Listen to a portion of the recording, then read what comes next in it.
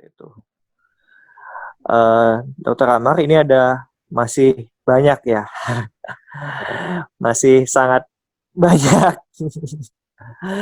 Saya bacakan paralel ya, biar bisa Ya, langsung ditanggapi.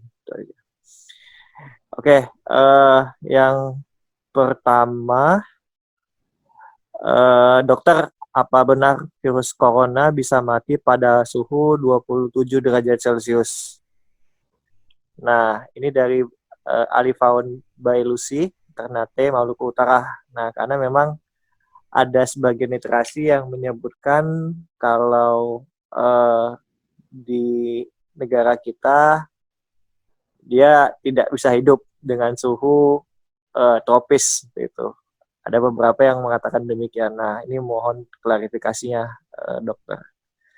Terus kemudian yang kedua, mohon izin dok, jika batuk dan pilek adalah respon pertahanan tubuh terhadap patogen, ya, bagaimana dengan orang yang terinfeksi tapi tanpa gejala? ya, Mungkin maksudnya subklinis ya, ya. subklinis, apa yang terjadi sama mereka? Oke, Hmm. itu yang kedua. Kemudian ini ada dua lagi, yang ketiga. Ini pertanyaannya sama seperti yang tadi, mungkin diulas secara singkat aja. Ada kasus seorang uh, ustadz dari suatu ormas ya, ustadz dari suatu ormas di Kota Palu meninggal dan dimakamkan dengan cara jenazah biasa, bukan protap COVID, karena hasil lab keluar beberapa hari setelah dimakamkan.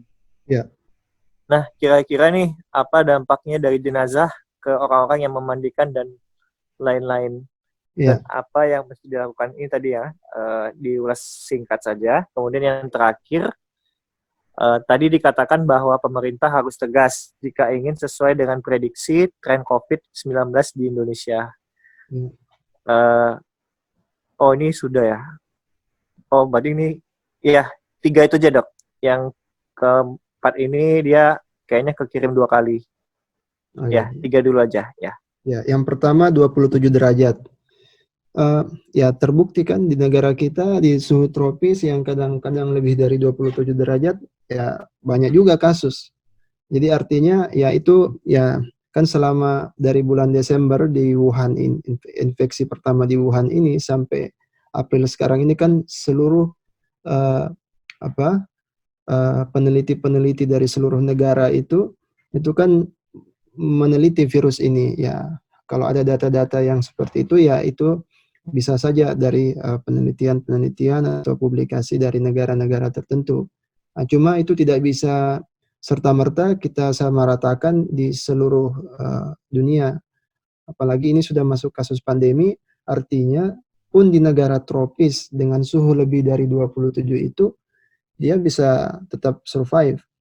Nah, kenapa? Ada lagi penjelasannya kenapa bisa awal-awalnya masih di suhu-suhu yang di negara yang bersuhu dingin ya, di garis lintang yang sama dengan Wuhan, Jepang, Korea Selatan, Iran, Italia dan seterusnya. Nah, kenapa kemudian bisa masuk menginfeksi ke Indonesia? Kenapa virus itu bisa tiba-tiba bisa survive yang awalnya diperkirakan hanya di negara-negara tropis? Nah, kita ketahui bahwa virus itu sendiri ada berbagai macam. Ada yang virus DNA, ada yang virus RNA. Nah, COVID-19 ini RNA virus. RNA virus itu dia mudah sekali bermutasi, gampang mutasi. Jadi gampang sekali berubah, menyesuaikan diri terhadap lingkungannya, terhadap bagaimana caranya dia bisa bertahan hidup di lingkungan yang baru lagi dia dapatkan itu. Nah, jadi ini juga yang bikin sulit untuk ditangani kasus pandemi ini karena COVID-19 ini ya coronavirus ini memang dasarnya virus RNA, RNA virus ya. Itu secara garis besarnya ya. Nah, terus batuk. bagaimana orang yang carrier, bagaimana mekanisme imunnya pada orang yang carrier. Jadi orang yang carrier itu memang dia membawa virus, tapi dia tidak bergejala. Artinya ada dua kemungkinan, dia masih masa inkubasi, ya, masih dalam masa inkubasi, atau tubuhnya belum menganggap virus itu bahaya. Jadi orang batuk, orang sesak napas, orang bersin-bersin itu, nah itu respon tubuh terhadap patogen yang menganggap ada patogen atau benda asing di dalam saluran napas kita yang bisa membahayakan tubuh kalau tidak dibatukkan, kalau tidak dibersihkan keluar. Nah, kalau tubuh masih menganggap itu sebagai yang tidak berbahaya, ya tidak akan terbentuk, tidak akan terjadi batuk. Itu secara sederhananya ya, meskipun mekanismenya itu kompleks ya, mungkin banyak teman-teman sejawat di sini ya, tapi secara sederhananya begitu. Nah, jadi kalau dia carrier ya bisa masih dalam masa inkubasi, artinya beberapa waktu kemudian itu bisa akan timbul gejala, atau kalau misalnya imunitas tubuhnya turun bisa timbul gejala.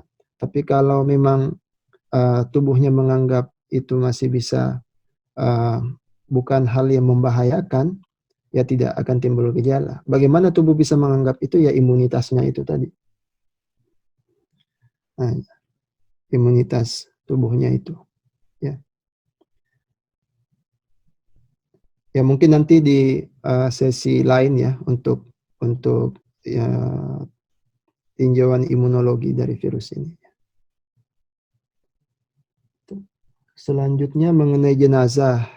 Jenazah seorang ustadz dimakamkan dengan protap biasa. Ternyata setelah beberapa hari terkonfirmasi positif COVID-19.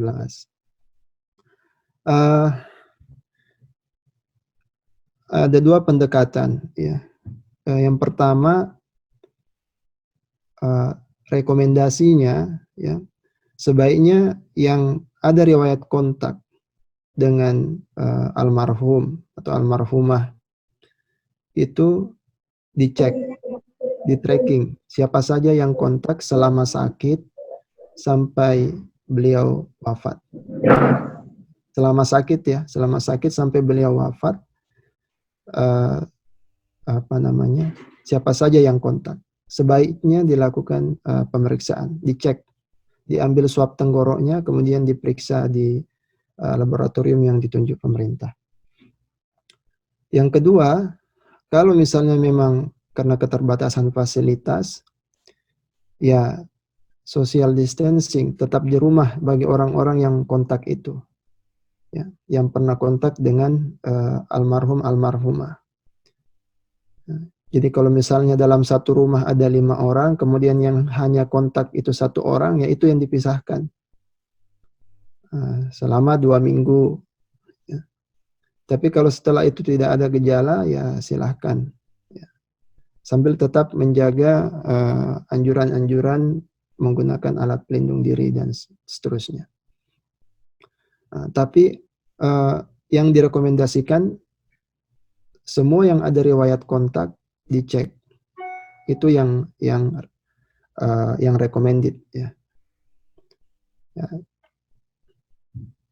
Ya, sekira itu ya. Ada lagi? Masih ada. Ya, masih ada, Dok. Jadi nanti mungkin di 30 menit terakhir, ya, kita akan buka sesi langsung ya, sesi mic.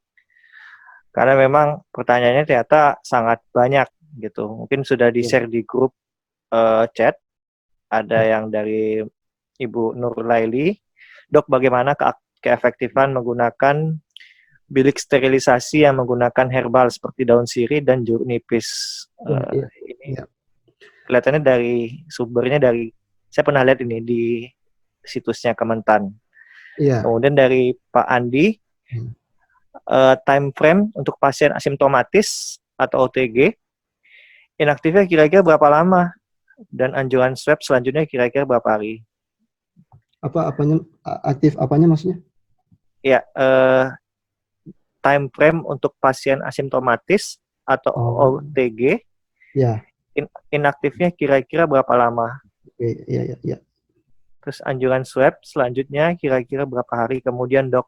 Seperti Ya, itu. ya. Terus ada lagi virus COVID dari Mbak Sairah ya, Mbak Sairah Ahmad. Virus COVID berapa lama bertahan di benda mati seperti plastik dan kresek. Oke. Ya. Terus yang terakhir, salam, Dok, apakah virus ini bisa habis penyebarannya di dunia ini? Bagaimana prosesnya agar virus ini habis di dunia? Itu salam, Rido dari Medan. Nah, jadi mungkin setelah ini nanti teman-teman yang ingin bertanya itu bisa disampaikan di chat kalau ingin memang di chat. Tapi nanti kalau memang tidak memungkinkan atau ingin berdialog langsung, nanti kita berikan kesempatan untuk bicara. Cuman karena memang keterbatasan waktu, supaya lebih efektif, ada baiknya memang disampaikan di chat. Seperti itu. Ya. Monggo, Dok, silakan bisa dijawab. Ya. Terkait bilik sterilisasi, yang pertama, bilik sterilisasi menggunakan disinfektan ya. Terus bilik sterilisasi modifikasi daun sirih, bahan-bahan alam ya. Jadi kalau di Jepang ya, di tempat-tempat umum, saya nggak tahu kalau di ini ya, kota-kota besarnya. Tapi kalau di tempat saya tidak pernah ada bilik sterilisasi. Kita masuk ke apa namanya, ke swalayan atau ke supermarket itu ada, kita harus disemprot dulu apa enggak ada. Cuma alkohol 70% kita untuk cuci tangan. Enggak ada yang disemprot-semprot, enggak ada. Kita masuk di wilayah kampus disemprot, enggak ada. Kan lewat biliknya kita kena udara lagi kan. Jadi tidak ada gunanya sebenarnya. Kita masuk dari luar bilik, setelah lewat bilik kan udara lagi. Kan udara sebelum kita dan udara setelah bilik kan tetap nyambung kan. Jadi tidak ada ininya, tidak ada, kecuali misalnya ruangan tertutup ya, itu pun sebenarnya tidak direkomendasikan ya. Karena kalau disinfektan pun juga ya, para teman sejawat dari departemen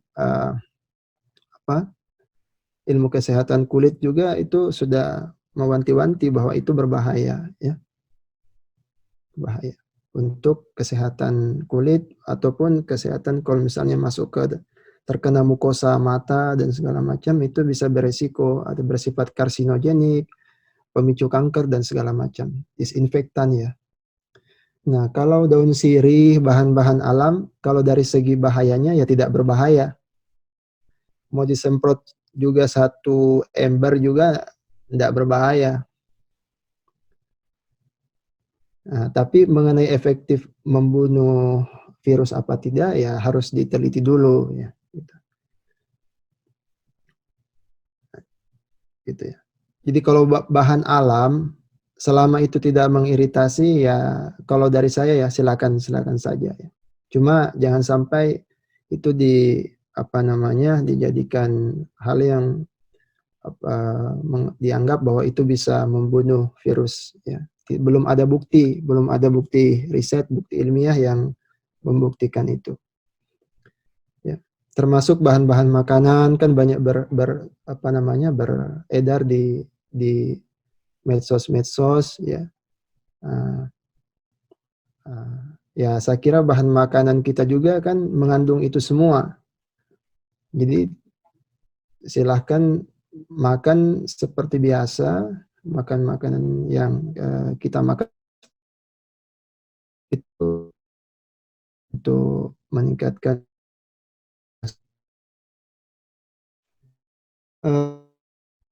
Selanjutnya asimptomatis. Bagaimana kalau gejala asimptomatis, tidak bergejala? Kemudian kapan lagi harus dites swabnya? Nah, kalau diambil swab tenggorok itu cukup sekali selama pengambilannya itu benar. Kalau yang diambil, yang diperiksa itu adalah apusan tenggorok, apusan swab tenggorok, itu cukup sekali. Kecuali misalnya dalam perawatan di rumah sakit, kemudian di foto ronsennya atau foto toraksnya, foto CT scan dadanya itu mengarah ke infeksi paru yang dicurigai COVID. Sedangkan hasil swabnya itu negatif. Nah, bisa saja tergantung dokter yang merawat, bisa saja diminta diulang di beberapa 7 hari kemudian sambil dipantau perburukan penyakitnya, gitu ya. Nah, atau bisa saja ada kekeliruan yang seperti saya bilang tadi dalam pengambilan sampel, dalam sampling pengambilan apusan tenggorok itu, kalau kapas lidinya itu tidak menyentuh daerah nasofaring ataupun orofaring, itu pasti hasilnya negatif. Ya.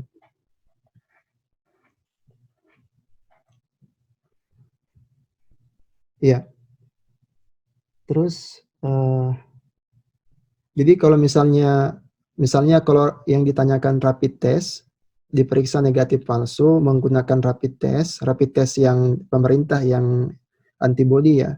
Nah, itu bisa diperiksa 7 hari kemudian. Nah, jadi IgM-nya yang diperiksa, IgM antibody IgM-nya yang diperiksa terhadap COVID-19. Nah, kemudian atau dalam jangka waktu paling lama masa inkubasi 2 minggu, 14 hari.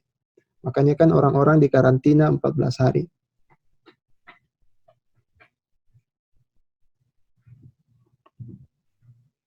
Ya, ada lagi yang belum ya? Sudah dok, tadi yang masalah plastik. Oh, plastik.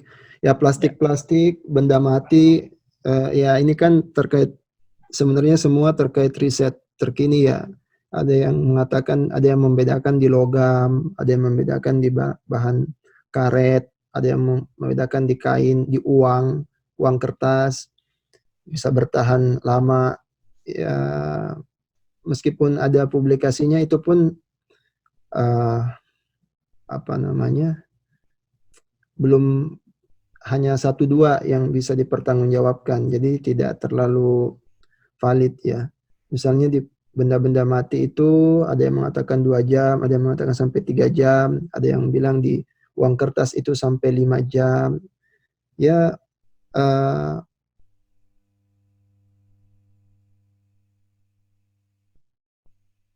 di situ selama droplet itu nempel di situ, nempel di benda infeksi apa namanya, infectivity-nya itu bisa berkurang, dan ya itu terkait lagi terhadap paparan suhu dan paparan benda-benda yang bisa apa namanya, merusak merusak virus itu. Ya. Ya.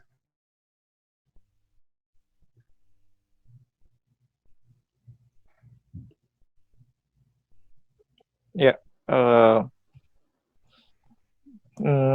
masih ada. Tapi memang kebanyakan pertanyaannya yang sudah dijawab seperti itu dok. Dan sebenarnya nanti ini ada pertanyaan dari Pak Sulkan ya, yang Pak Sulkan bisa menjawab. Pak Sulkan. Ya udah, saya lanjutkan aja kalau begitu. Ada 2 lagi. Yang pertama adalah bagaimana berapa lama isolasi yang dilakukan di rumah, apakah 1 bulan sudah bisa dikatakan aman? Itu yang pertama. Dan yang kedua adalah pasien yang telah sembuh COVID-19 apa berpeluang untuk terinfeksi kembali seperti itu? Ya, Ah, untuk lama karantina di rumah, jadi selama status darurat atau pandemi itu masih berlangsung dan tidak diubah oleh pemerintah, ya social distancing atau tetap di rumah dan tidak keluar itu menjadi hal yang penting dan wajib ya. Karena nanti kan setelah trennya turun, jadi setelah peak infeksi kasus itu turun melewati puncak sampai ke level terendah, nah itu bisa dikatakan itu social distancing bisa dihentikan. Nah, kapan itu? Nah, ketika di komunitas kita itu sudah terbentuk imunitas komunitas, artinya kita yang berstatus ODP, jadi kan sekarang di Indonesia, anggaplah di Jakarta ya, di Jabodetabek itu bisa dibilang semua orang itu ODP, ya, tanda kutip ya, nah, karena tidak terkontrol apa namanya transmisinya. Nah, tapi ya meskipun satu dua tetap ada yang memang sama sekali tidak ada, tapi bisa saja semua sebagian besar masyarakat itu sudah ada virus corona, cuma tidak terinfeksi, apa tidak bergejala, ya, tidak bergejala atau carrier yang saya bilang tadi. Nah itulah semua yang akan membentuk kekebalan komunitas. Jadi kekebalan komunitas nanti setelah sampai puncaknya itu ya turun sendiri infeksinya, tetapi banyak yang dikorbankan kalau kita hanya menunggu itu. Nah, jadi orang-orang masyarakat yang rentan seperti orang tua punya penyakit-penyakit metabolik, kemudian orang-orang yang paparannya tinggi dan beresiko tinggi, mobilitasnya tinggi, dan paparan terhadap pasien kasus positif itu tinggi seperti para medis, itu yang akan dikorbankan. Nah, jadi sampai kapan ya kita nggak bisa prediksi. Kalau dari epidemiologi, dari ilmu epidemiologi ya, saya nggak terlalu terlalu paham dalam bidang itu. Cuma saya bisa kasih gambaran sedikit bahwa nanti ada sampai puncaknya ya, kalau di Indonesia diperkirakan bulan pertengahan Mei sampai akhir Mei, nanti setelah itu turun masuk bulan Juni. Itu pun dengan tindakan tegas pemerintah dalam pembatasan apa namanya social distancing itu, pembatasan aktivitas di luar rumah. Nah, kalau tidak ada tindakan tegas juga bisa saja panjang. Jadi peaknya nanti mundur ke belakang, lebih maju ya, mungkin awal Juni sampai pertengahan Juni. Nah, tapi semoga peaknya cepat-cepat lebih cepat ya. Dalam artian jangan sampai fasilitas kesehatan kita tidak mampu merawat pasien-pasien yang ada nanti. Itu ya. Ya, terakhir ya, mungkin dari Dokter Amar juga kelihatannya sudah, atau masih mau dilanjutkan, Dok? Saya harus naik bus pulang. Bus terakhir 2243. Di sini sudah 2221 ya. Iya, Jadi berarti 10 menit sebelum jadwal bus itu saya harus ke halte. Oke. Satu, kemudian langsung kesimpulan ya, Dok. Ini yang satu terakhir, karena saya lihat pertanyaannya menarik nih, masalah metode pembuatan vaksin yang dibuat itu, kita kan tahu kalau familinya kan human coronavirus seperti SARS dan MERS. Ya. Nah, apakah ada kemungkinan vaksin yang digunakan itu satu famili dengan yang digunakan di SARS dan MERS itu dengan COVID? Nah, terus kemudian waktu pembuatan yang bisa dibuat. Nah, itu aja. Sekaligus nanti sambil diberi penutup seperti itu. Silakan, Dok. Jadi bisa saja nanti dikembangkan satu vaksin untuk semua jenis coronavirus. Itu bukan hal yang tidak mungkin dalam pengembangan vaksin. Jadi misalnya hanya satu regimen vaksin, satu vaksin itu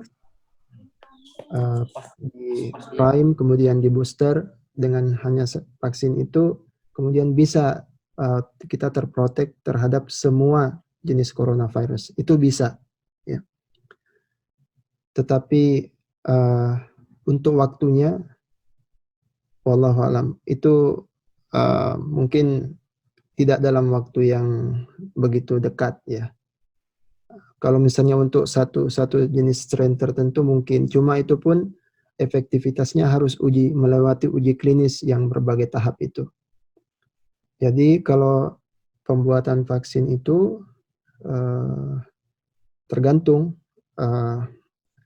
ada beberapa yang ada penyulit-penyulit, ya, termasuk yang misalnya yang saya lakukan riset di sini itu vaksin malaria, salah satu penyulitnya bahwa terlalu banyak stadium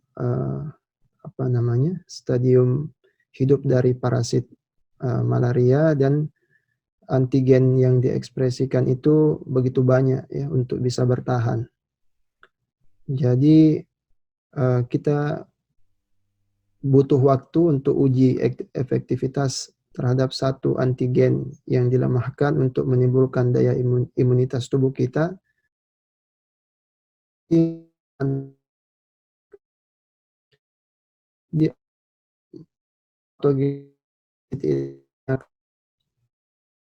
Yang lain juga untuk bertahan hidup. Nah, begitupun juga dengan virus ini. Jadi uji efektivitasnya itu pun, uji efikasinya itu pun perlu melewati uji klinis yang panjang dan tidak mudah, karena harus melewati uji klinis di hewan coba, pertama di sel, kemudian di hewan coba, kemudian di manusia, ya. Itu pun banyak syarat-syaratnya yang harus dilewati, karena sebelum diuji klinis dan terbukti efektivitasnya di hewan coba, dan sebelum masuk ke manusia itu harus dipastikan bahwa benar-benar itu highly attenuated, jadi benar-benar sudah dilemahkan. Jadi memang hanya untuk menimbulkan daya imunitas tubuh, tapi tidak menimbulkan sakit bagi yang divaksin, gitu ya. Ya. Ya, kalau ditutup ya. Ya, kesimpulan. Ya, kesimpulannya untuk sampai saat ini, ya. Jadi tidak ada negara yang meskipun dengan memiliki teknologi yang maju itu bisa mengatasi pandemi coronavirus ini dengan mudah, ya. Negara maju pun kelabakan mengatasi pandemi coronavirus ini. Jadi yang paling mudah atau paling gampang dilakukan itu adalah partisipasi dari kita semua, menjaga interaksi satu sama lain agar masing-masing bisa bertahan di rumah masing-masing, menghindari paparan satu sama lain yang bisa saja kita carrier membawa virus tapi tidak sakit, tapi kita bisa menularkan kepada orang-orang yang beresiko yang seperti saya jelaskan tadi. Jadi ya di satu sisi pemerintah memikirkan, di sisi lain dokter, tenaga medis, perawat itu merawat pasien, memperjuangkan kehidupan pasien yang dirawatnya. Di sisi lain juga pengambil kebijakan legislasi menerapkan aturan. Kita ya saling mengingatkan satu sama lain, tetap di rumah, menjaga imunitas, makan makanan yang sehat, tidak perlu yang makan makanan yang khusus, cukup makan yang biasa, intervalnya bisa ditambah. Yang bagi yang ada program-program diet ya, untuk penurunan berat badan itu sebaiknya diatur kembali, jangan sampai itu bisa menurunkan imunitas tubuh. Kemudian untuk kegiatan sehari-hari di rumah, kekhawatiran terhadap penyimpanan bahan makanan tidak perlu terlalu dikhawatirkan. Saya kira itu yang perlu kita persiapkan, yang perlu direkomendasikan terhadap pemerintah, bahwa ke depan kita tidak boleh menganggap remeh penyakit infeksi yang ditularkan dari hewan ataupun dari lingkungan kita, lingkungan sekitar kita, agar pemerintah bisa sedini mungkin menyiapkan laboratorium-laboratorium riset dan laboratorium penunjang di rumah sakit, sehingga kalau misalnya terjadi kasus-kasus seperti sekarang itu kita siap untuk memeriksa dan menegakkan diagnostik. Nah, itu salah satu yang kekurangan kita karena kita tidak siap untuk mulai dari penegakan diagnostik sampai kepada fasilitas ketercukupan tempat tidur bed rumah sakit.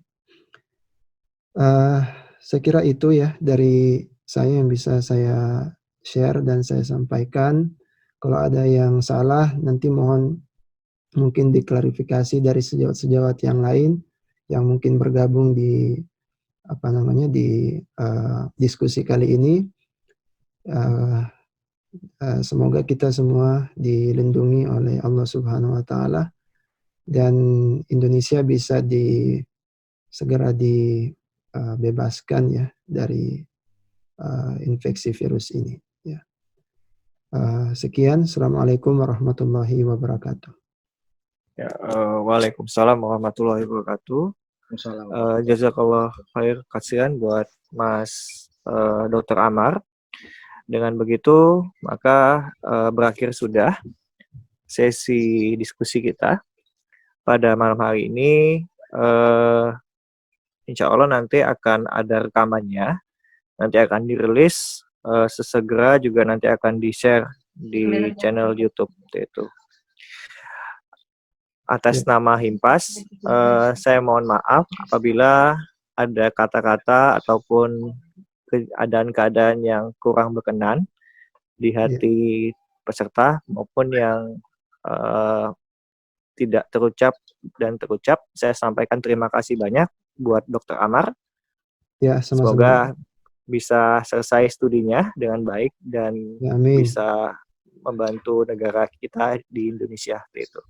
Amin. Ya. Cukup ya. Insyaallah kita tutup dan bacaan doa subhanakallahumma wa bihamdika asyhadu an la ilaha illa anta astaghfiruka wa atubu ilaik. Terima kasih. Undur diri, yang benar hanya Allah, yang salah hanya dari saya sendiri. Assalamualaikum warahmatullahi wabarakatuh. Waalaikumsalam warahmatullahi wabarakatuh.